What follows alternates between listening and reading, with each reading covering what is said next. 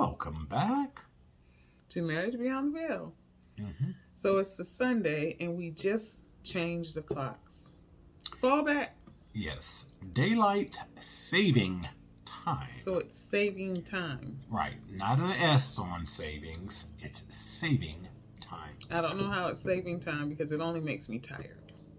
Well, and it's an adjustment. I mean, more times than not, folks like the fall back part because you get an extra hour.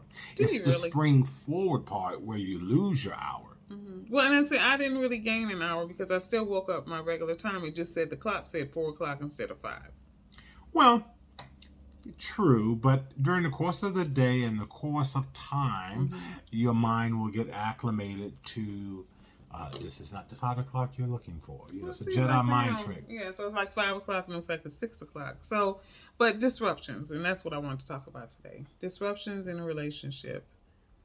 Disruptions. So it can be the birth of a child. It can be a change of a job. It can be eating patterns. It can be health challenges. It can be the aging process. All of these can be disruptions. Yeah, loss of a car when you're used to having 2 cars. Loss of a car and you don't have any at all. All these things lead to disruptions in a relationship because you have to change the way that you do your daily routine. And with that, I find for myself, sometimes it can it can make me a little cranky, it can make me a little challenged, but more than anything... You're talking about disruptions? Disruptions, okay. Yeah.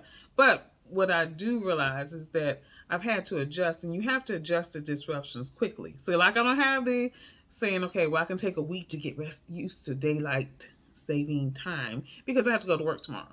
Mm-hmm.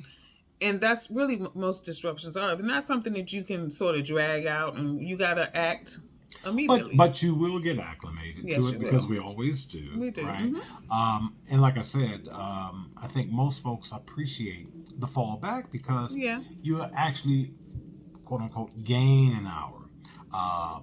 Whereas you're still, my clock. That's right. Is still operating the same. But it will get acclimated, and your mind will be convinced that, okay, all is well again. Yes, your circadian rhythm. There you go. Circadian rhythm. We'll get back. But then there'll be time before you know it to spring forward. Right. And then you'll feel like you're losing an hour. So disruption yet again. Yeah. So disruption, positive, negative.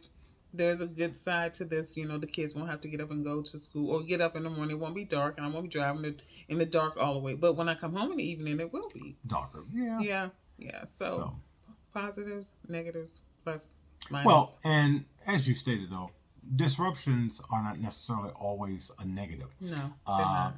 Because sometimes we need disruptions. We need changes to shake things up. Yeah, we do.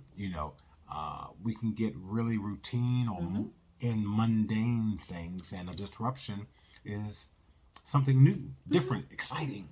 And that's true. And for this one, it may make you go to bed a little bit earlier and get those 7 hours of sleep that we require. So there's a positive. All righty. So what about the disruptions of your day, in your life, in your relationship? Are they positive? Are they negative? And how are you dealing with them? Do you adjust quickly? Or do you adjust slowly?